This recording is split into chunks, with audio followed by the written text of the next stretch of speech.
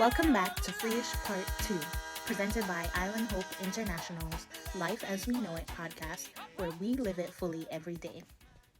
Thanks for joining us in Part 1, and if you haven't listened yet, Part 1 is available on our YouTube channel, so tune in. I'm just going to jump right back into it. Here's Freeish Part 2. We're going to take away these people and we're going to put them away. And who are they arresting mostly? The Black men. Yes, Black women have to be strong because, let's be honest and real, a lot of men are no good. You know, they have their own zones. They have these kids and don't take care of their kids, right? But at the same time, what do? Divide and conquer. Let's destabilize the family. Let's criminalize the Black man, the Black woman. Let's separate them. So then what happens? You have this repeated pattern. You know, kids are a product of their environment, whether it's nature versus nurture, you know? And so you see that today. So we have these generational curses that we have to be intentional about breaking. Yeah, or they're killing them, because even in like George Floyd's circumstance, like now his daughter does not have a father, but at the same time she'll see his death every single time she looks his name up on the internet. Like, how is that fair? It's not fair, and it's also, very traumatizing to Black people across the world. It was a very traumatizing situation, and we're constantly being traumatized by the images that we see of how Black people are being treated, in this country, in the free world. You know what I mean? And I just want to talk about, before I forget, Alicia, I know you were watching the 13th documentary on Netflix, and I know a lot of people have seen that documentary. There's also another documentary. I actually saw this before 13th, and it's on YouTube, or hopefully it's still on YouTube. It's called Slavery by Another Name, and it basically is talking about the convict leasing system, exactly what you were talking about, how slavery ended, but what did they do? They created a new system where slavery was legal and still exists today. Yeah, and it's just so, there are no words to really describe how I feel. Years ago, I remember hearing about, by the time you're 7 years old, your child is 7 years old, they know how many prisons they need to construct.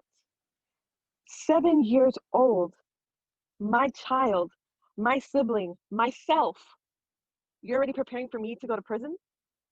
That's how much you expect of me? I'm like flabbergasted. Like, I cannot. Instead of teaching and training kids to excel, to be whatever they want to be, if they want to be a janitor, cool, be the best janitor there is. If you want to be the next NASA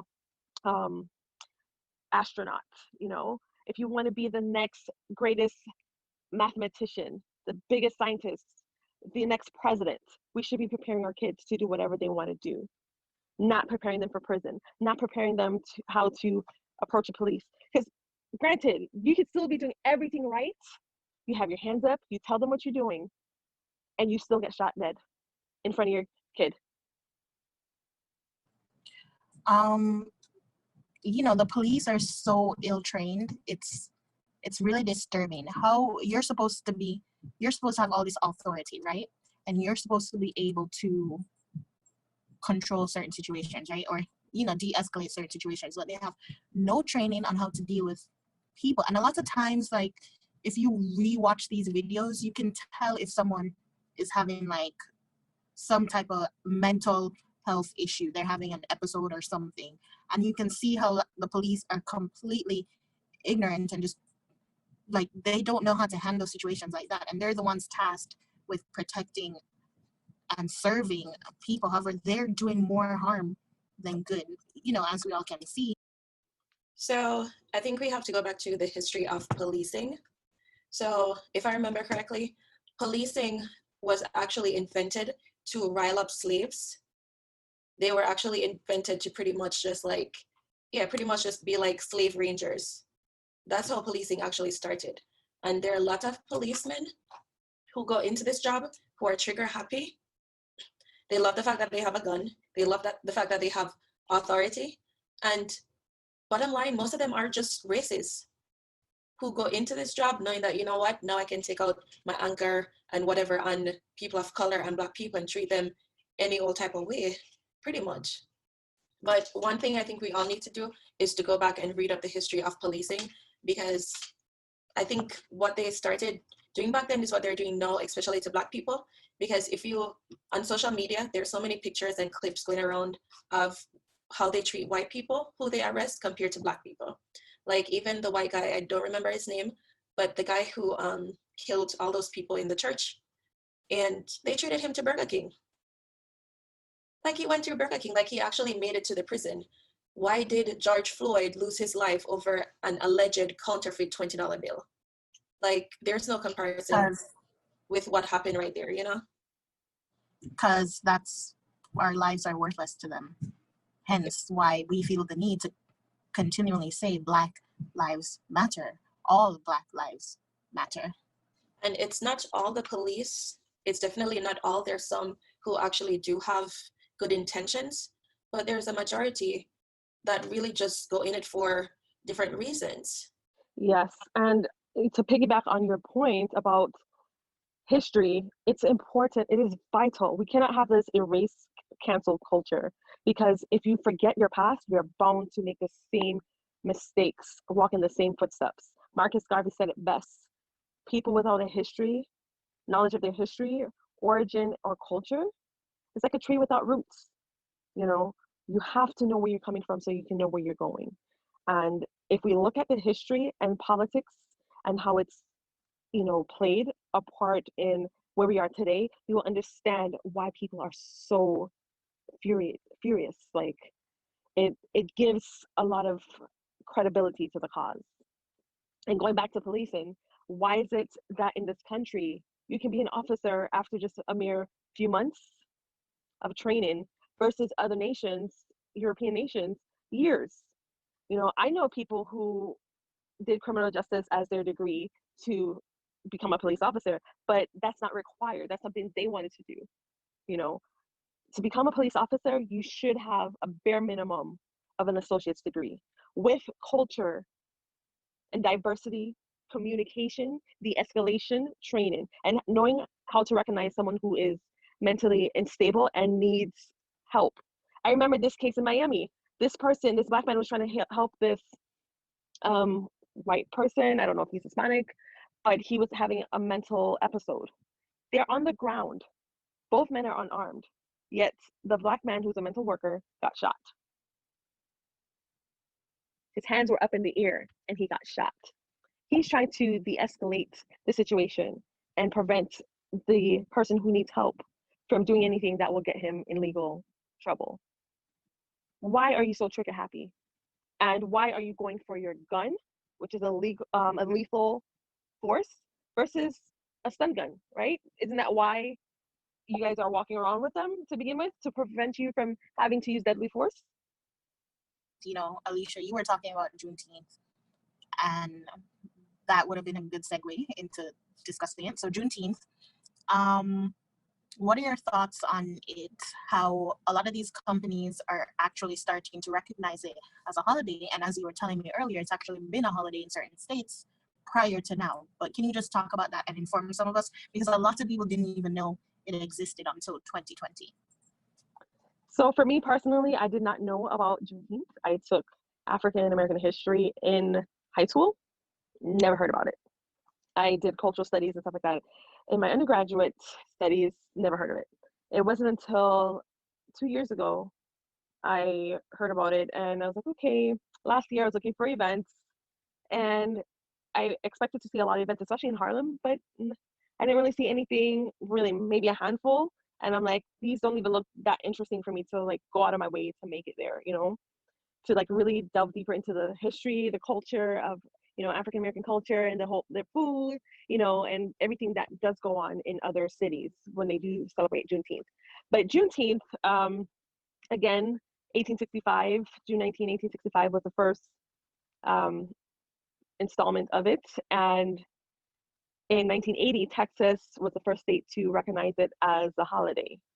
Florida, second in 1991, and about 45 states now, including the district, have recognized it as a holiday. There is a bill that has been introduced on both sides of Congress to recognized Juneteenth, which is also referred to as Juneteenth Independence Day, as a legal holiday in the US, which would be the first holiday approved by Congress since Martin Luther King Day, when it was first passed in 1983. So this would be an amazing thing for us to have. This will be the second Black holiday, really, that's legally identified and you can get paid for as holiday pay, you know. Some governors have gone on to actually enforce it as a state holiday. So state employees will be able to get time and a half or double time, however their jurisdiction gives you holiday pay. And some companies like Nike and some banks have recognized it as well, giving the employees the days off. Taylor Swift has come out about it, you know, voicing to be an even stronger voice for racial diversity. And it's even on our calendars now. 155 years later, you know, it's about time. Yeah. And some companies had actually recognized it yesterday and gave some of their workers like half day, if not the whole day, but at least half day. So some have started so far. Yeah, it's a good start. Last year was the first time I recognized it on the calendar. And when I was like looking ahead, which is, I think 2018, I was looking ahead, I'm like, oh, Juneteenth, what's Juneteenth? So that's where I kind of started looking into what it is. And when Blackish, I love Blackish, the episode was entitled Juneteenth. It was a musical that they did. It was a wonderful production. They re-aired it last night. I didn't watch the re-aired episode, but if you haven't watched it, go ahead and watch it. It's a beautiful depiction of, you know, the whole history behind Juneteenth. Columbus Day needs to be, they just need to give away with Columbus Day and replace that with Juneteenth. Like, we don't need Columbus Day at all. I believe last year, people are no longer calling it Columbus Day. It's recognized as Indigenous Day or People's Day or something like that. So we need to have that holiday. Native Americans need to be recognized. You know, there's so many tribes. They are nations. They are sovereign nations within the United States, and we need to recognize them as well. All right, Tamar. So question for you. How do you think we should go about invoking true change? I think one aspect of it is our generation and our young people coming up now. For some reason, I just think that they have a no-nonsense type mentality that I think will invoke change. Like the older people, no offense, who were involved in like civil rights and so forth, they had their, not time, but they had their way of dealing with stuff. And I think at this point we're like, all right, we went through slavery, we went through fighting for civil rights, now we're fighting for stop killing us. I think that the mentality of the younger people right now are the ones that will invoke change. Because even with Martin Luther King, like he came from a Christian church background. You don't necessarily need leaders who come from that background to invoke change or to be leaders. And I think like young people from all over different backgrounds who want change, who are seeing like videos of people getting killed, their families, their brothers, sisters, friends. I think with the no nonsense, not taking any SHIT from anyone, you know what I mean? They're gonna get things done. So I think the older people, and no offense, the older generation, I think should just be on the sidelines, cheering them on, giving them advice, and just, you know, like pave the way for them to like do what they need to do. You know, because even like with the protests and everything that went on, and honestly, I think that the coronavirus it was like the perfect opportunity or something for what happened with George Floyd, for like young people to really get out and to have their voice be heard and to like really make a stance and say, we're not taking it. Like, we're not going back to Jim Crow days. We're not going back to slavery. Like, no. So I beg to differ a little bit from Tamar. I think that we do need the civil rights leaders who are still around because they went through a lot. It was a different time for them, and they can be the voice of reason because, mind you, we still have those people, their age, their generation, in office that are the ones who are representing us. And so they know how to deal with their kind. So they'll be more of, like you said, someone to guide. And they also should also speak out and be a part of the movement while guiding the younger generations, because you have to equip the next set of leaders to be able to carry on the baton. This is a relay, until we can finally cross that finish line and say free at last, free at last. Thank God Almighty, we're finally free at last. And to evoke change, first of all, we need to vote. We need to get out there and vote every election, every time. Every election, every time. Because, the presidency is important, but we need to also remember that the midterm elections are the elections that we pick those who are going to represent us in Congress, and they're the ones who are making the laws, right? They're the ones who are deciding whether or not we need to do budget cuts, we need to enact different things. They had the healthcare reform thing the other day they wanted to repeal. There was another, the whole coronavirus package and aid, especially for healthcare frontline workers to have their student loans forgiven. That bill was put into place. If we didn't have someone who understood who we are, what we need, then those things would not have gotten done, right? We need to be more politically aware of our rights. We need to be aware of the system, of our history, and we need to get involved in whatever capacity we feel most comfortable in. You don't have to protest to make a difference. Get involved in your local communities. Teach your kids, educate yourself, educate your friends and families and your neighbors who don't look like you or come from the same area as you. For me personally, I'm very passionate about maternal child health. And so I've joined committees and organizations that are geared toward decreasing maternal mortality rates, especially as it relates to Black women. That's how I choose to make change. So educate, rock the vote, and call your senators, call your representatives. They're the ones, they're representing you.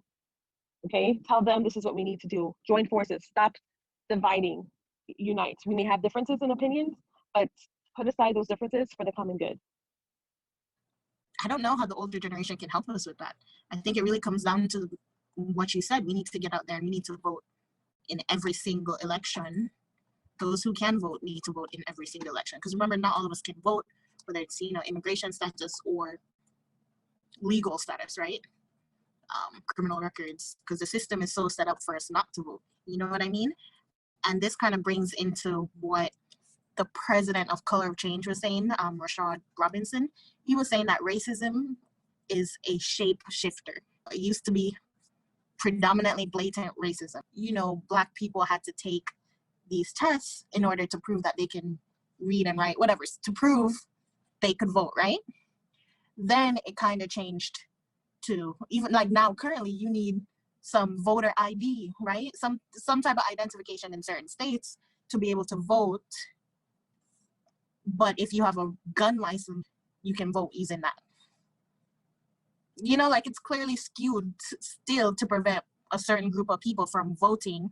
And it's literally like, yeah, so we got rid of those poll test, I'm sorry, I don't remember the name, that Black people had to take to vote. But now it's just in a new form. Racism is in a new form. We haven't solved the problem. Racism has just changed its appearance.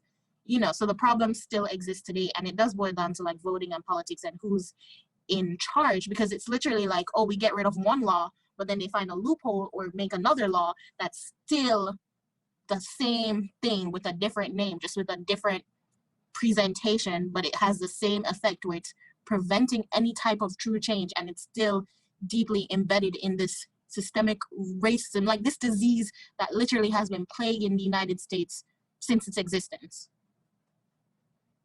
Oh yeah, it's definitely systematic racism, because just like what you said, they set up the system in a way to prevent us from doing certain things.